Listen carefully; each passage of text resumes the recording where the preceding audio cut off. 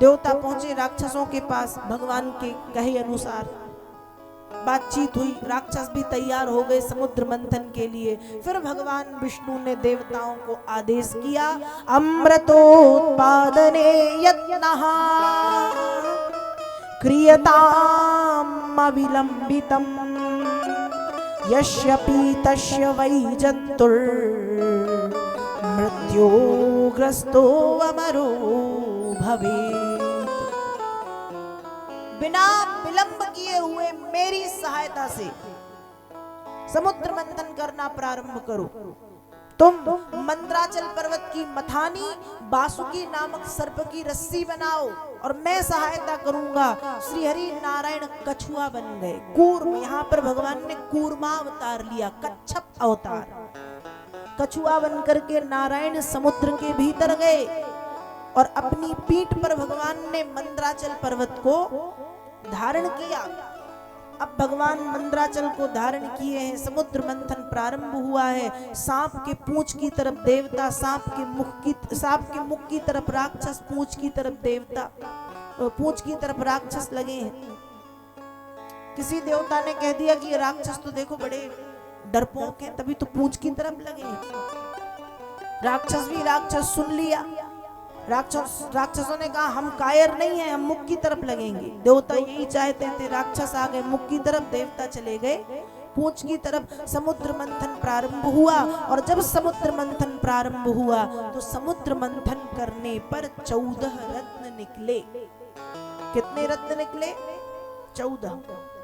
पहले रत्न के रूप में विष निकला, कालकूट, गरल, और जब विष निकला चारों तरफ फैलने लगा, हाहाकार मच गया, त्राहिमाम त्राहिमाम, कौन बचाएगा कौन बचाएगा। तब एक स्वर में सबने भगवान शंकर को पुकारा है, अग्ने मुखम ते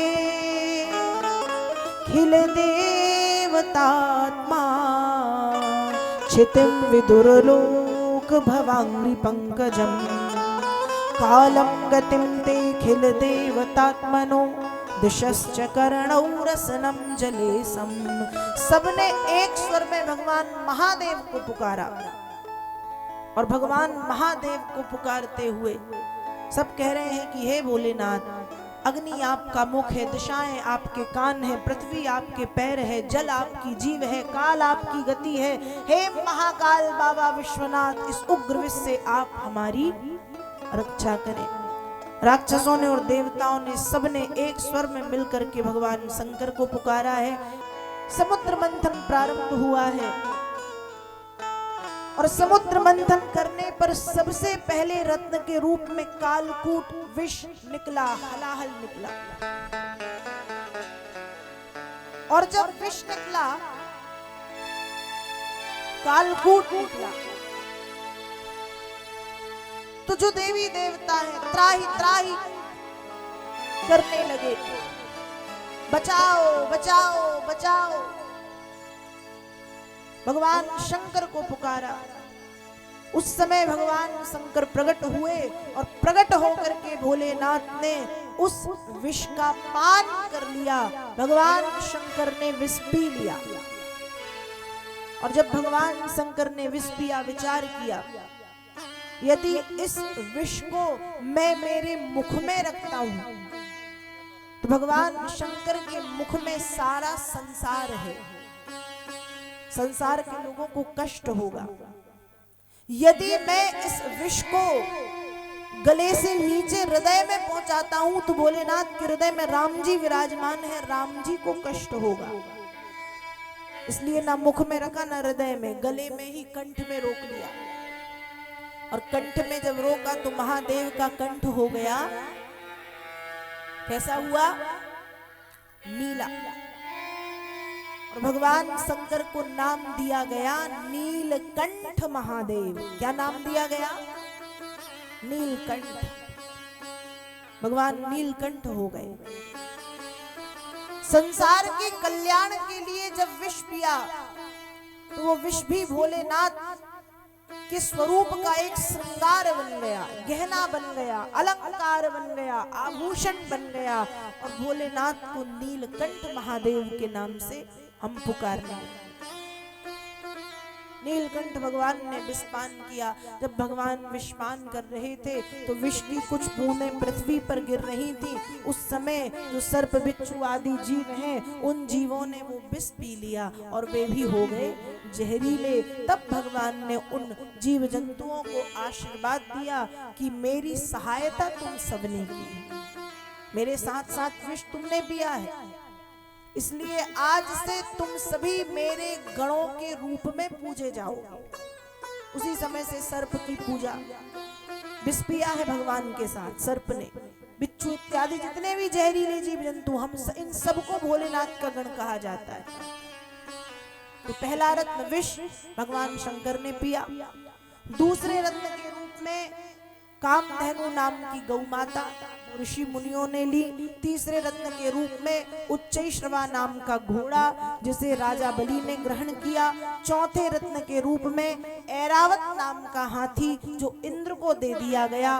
पांचवें रत्न के रूप में कौस्तुभ मणि जो श्री हरि नारायण ने अपने वक्षस्थल में धारण की।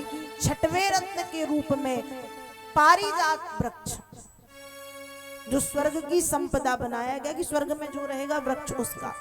सातवें रत्न के रूप में कल्प वृक्ष पारिजात के समकक्ष ही उसे भी स्वर्ग की संपदा बनाया। आठवें रत्न के रूप में अप्सराएं, अप्सराओं को भी स्वर्ग की संपदा बनाया कि जो स्वर्ग में रहेगा अप्सराएं वहां रहेंगी। नौवें रत्न के रूप में शंख, 10वें रत्न के रूप में चक्र, 11वें रत्न के रूप में चंद्रमा, 12वें रत्न के रूप में माँ लक्ष्मी। और जब माँ लक्ष्मी आई तो लक्ष्मी मैया के आते ही सब हाथ जोड़ के खड़े हैं, क्योंकि सब चाहते हैं कि लक्ष्मी हमें मिले। लेकिन लक्ष्मी ने किसी की तरफ नहीं देखा, सबको त्यागती हुई एक स्थान पर नारायण चतुर्भुज रूप धारण करके खड़े हुए थे। आते ही लक्ष्मी मैया ने नारायण के गले में माला डाली, आते ही नारायण का वर्ण करती हैं और तब से हो गए लक्ष्मी नारायण। तो 12वें रत्न के रूप में भगवती लक्ष्मी प्रकट हुई हैं और आते ही नारायण का वर्ण करती हैं लक्ष्मी नारायण। 13वें रत्न के रूप में मदिरा बारूणी, और जब मदिरा निकली तो राक्षस उनको वो भाग गई, पी ली। और जब पी ली तो नशा चढ़ गया, और नशा चढ़ गया तो नशे में कहेंगे ये देवता तो पागल हैं, अमृत के निकलने के बाद भी अमृत को तलाश रहे हैं। तो 13वें रत्न के रूप में बारूणी मतलब शराब मतलब मदिरा जो राक्षसों ने ग्रहण कर ली। और थोड़े समय के बाद 14वें रत्न के रूप में अमृत कलश लेकर के भगवान धन्वंतरी प्रकट हो गए। और जब भगवान धन्वंतरी प्रकट हुए तो उस अमृत कलश के लिए फिर झगड़ा होने लगा। एक तरफ देवता एक तरफ राक्षस, दोनों खींच रहे, ये कहें हम पिएंगे, ये कहें हम पिएंगे। और इसी खींचातानी में अमृत के उस कुंभ से, अमृत के उस कलश से अमृत की बूंदें, 4 बूंदें पृथ्वी पर आकर के गिरी। और जहां जहां अमृत की वे 4 बूंदें आकर के गिरी, हर 12 वर्ष में उन 4 स्थानों पर महाकुंभ का आयोजन होता है। एक बूंद तीर्थराज प्रयाग में हर 12 वर्ष में महाकुंभ, 12 वर्ष हो जाएंगे, 2025 में महाकुंभ है। फिर उज्जैन में सिंहस्थ, हरिद्वार में महाकुंभ और नासिक में, प्रयागराज, नासिक, हरिद्वार, उज्जैन, इन 4 स्थानों पर महाकुंभ हर 12 वर्ष में महाकुंभ का आयोजन होता है। अब भगवान ने कहा ऐसा करके इतनी मेहनत की, ये खींचातानी में पता चला पूरा का पूरा अमृत पृथ्वी पे गिरा दे।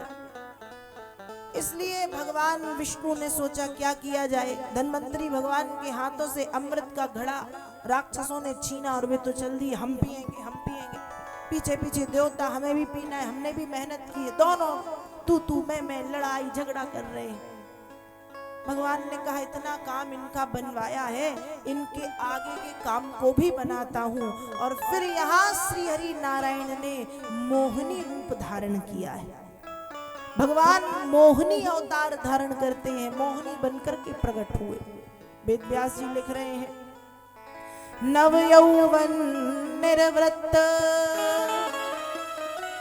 स्तनभार कृशोदरम मुखा मोदानुरक्ताली झंकारोद विघ्न लोचनम। मोहिनी बनकर के नारायण आए हैं। मोहिनी देवी मतलब एक 16-18 वर्ष की कन्या के रूप में, देखने में बहुत सुंदर, जिसके लंबे लंबे बाल कमर से नीचे तक, जिसकी साड़ी का पल्ला पृथ्वी को छू रहा है, तो खूब सुंदर सुंदर गहने जेवर अलंकार आभूषणों से सुशोभित है। बड़े बड़े नेत्र हैं, सुंदर नासिका, सुंदर दंतावली, सुंदर अधर, सुंदर कपोल, चंचल नेत्र। और बड़ी सुंदर देवी को आते हुए जब राक्षसों ने देखा तो इतनी सुंदर देवी राक्षसों ने आज तक नहीं देखी। तुरंत उस देवी के पास पहुंचे, मोहिनी देवी के पास, और अमृत का घड़ा मोहिनी देवी के हाथों में देकर के बोले कि हे देवी, निष्पक्ष भाव से आप हमें अमृत पिला दीजिए। मोहिनी देवी ने कहा ठीक है, आपकी इच्छा है तो पिला दूंगी, लेकिन मैं उचित और अनुचित जो भी करने के लिए कहूं कहो करोगे। राक्षसों ने एक स्वर में कहा आप जो कहेंगी हम कर देंगे। तो मोहिनी देवी ने भी कहा ठीक है, काम करो, सबसे पहले एक एक दिन का व्रत करो सब। उसके बाद स्नान आदि करके सुंदर वस्त्र पहन के पंक्ति मतलब लाइन से बैठ जाना। सबने वही किया, एक एक दिन का व्रत किया, स्नान किया, वस्त्र पहने सुंदर, और लाइन बना करके एक पंक्ति में देवता, एक पंक्ति में दानव बैठे। मोहिनी देवी अमृत का घड़ा लेकर के सबसे पहले राक्षसों के पास पहुंची और बोली कि ये जो ऊपर का अमृत है ये पानी है, नीचे शुद्ध गाढ़ा गाढ़ा अमृत, तो ये पानी देवताओं को पिला देने दो, तुमको शुद्ध अमृत पिलाएंगे। राक्षस भी राक्षस हाँ में हाँ मिलाते गए, ये भी नहीं कह पाए कि अच्छा ठीक है, ऊपर पतला नीचे गाढ़ा तो मिला लो। यहाँ मोहिनी देवी गई, देवताओं को अमृत पिलाने लगी। उस समय राहु नाम के दैत्य को अमृत पीने की जल्दी पड़ी थी। उसने देवताओं की तरह रूप धारण किया, सूर्य और चंद्रमा के बीच में जाकर के बैठा, अमृत पी लिया। सूर्य चंद्रमा समझ गए, नारायण को बताया। भगवान ने तुरंत सुदर्शन चक्र से उसका सिर काटा। मृत्यु को प्राप्त नहीं हुआ क्योंकि अमृत उसके शरीर में पहुंच चुका था, लेकिन उसके शरीर के दो भाग हो गए, सर अलग और धड़ अलग। ब्रह्मा जी ने उसे नवग्रहों में स्थापित कर दिया, जिसको कहते हैं राहु और केतु। यही राहु नाम का दैत्य सूर्य ग्रहण और चंद्र ग्रहण के दिन सूर्य और चंद्रमा से अपनी बात का बदला लेता है। आज भी ऐसा कहा जाता है।